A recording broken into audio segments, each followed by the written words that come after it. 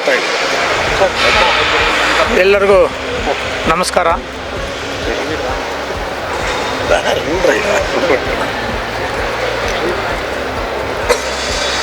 ನಮ್ಮ ಮುಳಬಾಗಿಲು ತಾಲೂಕಿನ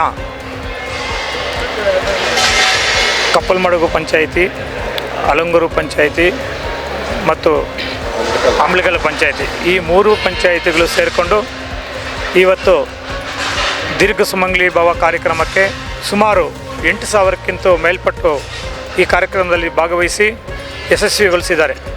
ಅವರೆಲ್ಲರಿಗೂ ಪ್ರತ್ಯಕ್ಷವಾಗಿ ಮತ್ತು ಪರೋಕ್ಷವಾಗಿ ಯಾರು ಈ ಕಾರ್ಯಕ್ರಮಕ್ಕೆ ಸಪೋರ್ಟ್ ಮಾಡಿದ್ದಾರೆ ಎಲ್ಲರಿಗೂ ಮೊದಲನೇದಾಗಿ ನಾನು ಧನ್ಯವಾದಗಳನ್ನು ತಿಳಿಸಲು ಬಯಸ್ತೀನಿ. ಇದೇ ರೀತಿ ಈಗ ಏನು ದೀರ್ಘ ಸುಮಂಗಲಿ ಭವ ಕಾರ್ಯಕ್ರಮವನ್ನು ಮಾಡಕ್ಕೆ ಹಮ್ಮಿಕೊಂಡಿದ್ದೆವೋ ನಮ್ಮ ಎಲ್ಲ ಮುಖಂಡರ ಜೊತೆ ಚರ್ಚಿಸಿ ನಮ್ಮ ಕೊತ್ತೂರು ಮಂಜಣ್ಣ, ಕೋಲಾರ ಶಾಸಕರಾದಂಥ ಕೊತ್ತೂರು ಮಂಜಣ್ಣನವ್ರ ಜೊತೆ ಮಾತಾಡಿ ಈಗ ಮೊದಲನೇ ಹಂತವಾಗಿ 5 ಕಾರ್ಯಕ್ರಮಗಳನ್ನು ನಾವು ರೂಪಿಸಿದ್ದೀವಿ. ಮೊದಲನೇ ಹಂತದಲ್ಲಿ ಈಗ ದೀರ್ಘ ಸುಮಂಗಲಿ ಭವ ಕಾರ್ಯಕ್ರಮ ಮೊದಲನೇ ಭಾಗವಾಗಿ ಮುಂದುವರಿಸ್ಕೊಂಡು ಹೋಗ್ತಾ ಇದ್ವಿ. ಈಗ ಮೂರನೇ ಕಾರ್ಯಕ್ರಮ ಇದು ಆಗಿರುತ್ತೆ. ಮೊದಲನೇ ಹಂತದಲ್ಲಿ 5 ಕಾರ್ಯಕ್ರಮಗಳನ್ನು ಹಮ್ಮಿಕೊಂಡಿದ್ದೀವಿ. ಈಗ ನಾವು ಇದು ದೀರ್ಘ ಸುಮಂಗಲಿ ಕಾರ್ಯಕ್ರಮ ಎಲ್ಲ ಪಂಚಾಯಿತಿಗಳಿಗೂ ಕೂಡ ವಿಸ್ತರಿಸ್ಕೊಂಡು ಈಗ ಹೋಗ್ತಾ ಇದ್ದೀವಿ. ಇದು 3ನೇ ಕಾರ್ಯಕ್ರಮ, ಇವತ್ತು ನಡೆದಿರುವಂಥ ಕಾರ್ಯಕ್ರಮ 3ನೇ ಕಾರ್ಯಕ್ರಮ. ಇನ್ನು ಮುಂದಿನ ದಿನಗಳಲ್ಲಿ ಈಗ ಇನ್ನು 4 ಕಾರ್ಯಕ್ರಮಗಳನ್ನು ನಾವು ಹಮ್ಮಿಕೊಂಡಿದ್ದೀವಿ. ಅದು ಈಗ ಮಾತೃದೇವೋಭವ ಕಾರ್ಯಕ್ರಮ ಅಂತೇಳ್ಬಿಟ್ಟು ನಾವು ಒಂದು ಕಾರ್ಯಕ್ರಮವನ್ನು ಹಮ್ಮಿಕೊಂಡಿದ್ದೀವಿ. ಅದು ನಮ್ಮ ತಾಲೂಕಿನಲ್ಲಿ ಸುಮಾರು 2,000ಕ್ಕಿಂತ ಹೆಚ್ಚಿಗೆ ಗರ್ಭಿಣಿ ಸ್ತ್ರೀಯರಿದ್ದಾರೆ. ಅವರಿಗೆ ಈಗ ಹೆಲ್ತ್ ಬಗ್ಗೆ ಈಗ ನಾವು ಒಂದು ಶಿಬಿರವನ್ನು ಏರ್ಪಡಿಸಿ ಅದೇ ದಿನ ನಾವು ಒಂದು ಶ್ರೀಮಂತ ಕಾರ್ಯಕ್ರಮ ನಾವು ಹಮ್ಮಿಕೊಂಡಿದ್ದೀವಿ. ಏನಂದ್ರು ನಾವು ಜಾಲಪ ಹಾಸ್ಪಿಟಲ್ಗೆ ಮಾತಾಡಿಬಿಟ್ಟು ಅವರು ಅಕಸ್ಮಾತ್ ಏನಾದರೂ ಸಿವಿಯರ್ ಆದಾಗ, ಕೆಲವ್ರಿಗೆ ಏನಾದರೂ ಪೌಷ್ಟಿಕ ಆಹಾರದ ಕೊರತೆ ಇದ್ದಾಗ ಎಲ್ಲ ಫ್ರೀ ಸರ್ವಿಸ್ ಮಾಡೋ ನಿಟ್ಟಿನಲ್ಲಿ ನಾವು ಈಗ ಜಾಲಪ ಹಾಸ್ಪಿಟಲ್ ಜೊತೆಯಲ್ಲಿ ಟೈಪ್ ಮಾಡಿಕೊಂಡು ಎಲ್ಲ ಫ್ರೀ ಸರ್ವಿಸ್ ಮಾಡೋ ಥರ ನಾವು ಒಂದು ಪ್ಲ್ಯಾನ್ ಮಾಡ್ಕೊಂಡಿದ್ವಿ.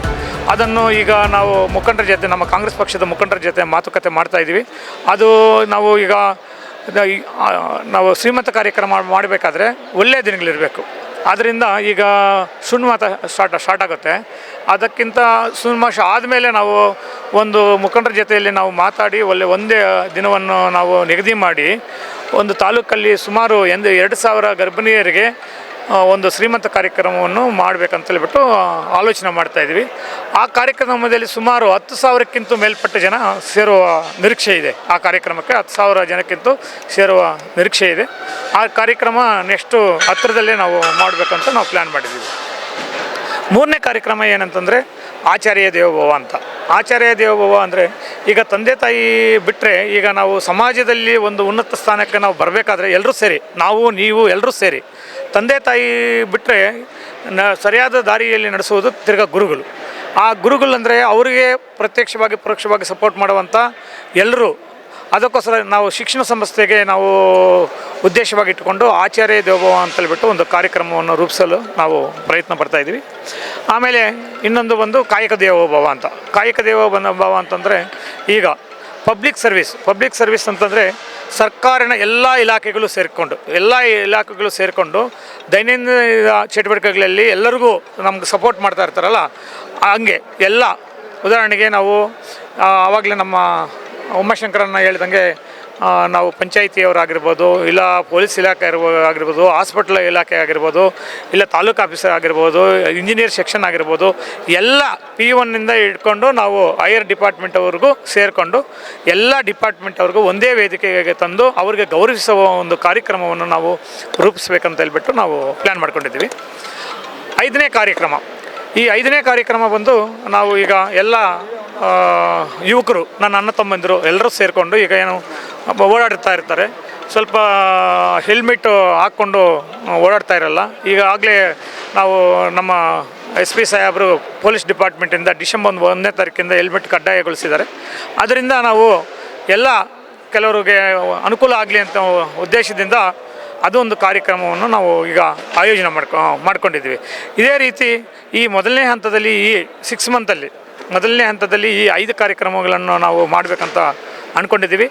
ಆಮೇಲೆ ನಾನು ಎಲ್ಲ ನಮ್ಮ ಕಾಂಗ್ರೆಸ್ ಪಕ್ಷದ ಹಿರಿಯ ಮುಖಂಡರ ಜೊತೆ ಸಮಾಲೋಚನೆ ಮಾಡಿ 2ನೇ ಹಂತದ ಕಾರ್ಯಕ್ರಮಗಳನ್ನು ನಿಗದಿ ಮಾಡಲು ನಾನು ಪ್ಲ್ಯಾನ್ ಮಾಡ್ಕೊತೀನಿ ಅಂತ ಹೇಳಿಬಿಟ್ಟು ಈ ಸಂದರ್ಭದಲ್ಲಿ ಹೇಳಲಿಕ್ಕೆ ಬಯಸ್ತೀನಿ.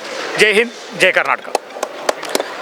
ಎಲ್ಲರಿಗೂ ಈಗ ಸಾರ್ವಜನಿಕವಾಗಿ ಇದು ಅವಶ್ಯಕತೆ ಇದೆ. ನಾವು ಸಮಾಜವನ್ನು ಪರಿವರ್ತನೆ ಮಾಡಬೇಕಾದ್ರೆ ನಮಗಿಂತೂ ಇಂಪಾರ್ಟೆಂಟು ನೀವು ನಮ್ಮ ಸುದ್ದಿಗಳು, ಮೀಡಿಯಾ ಇಂಪಾರ್ಟೆಂಟು.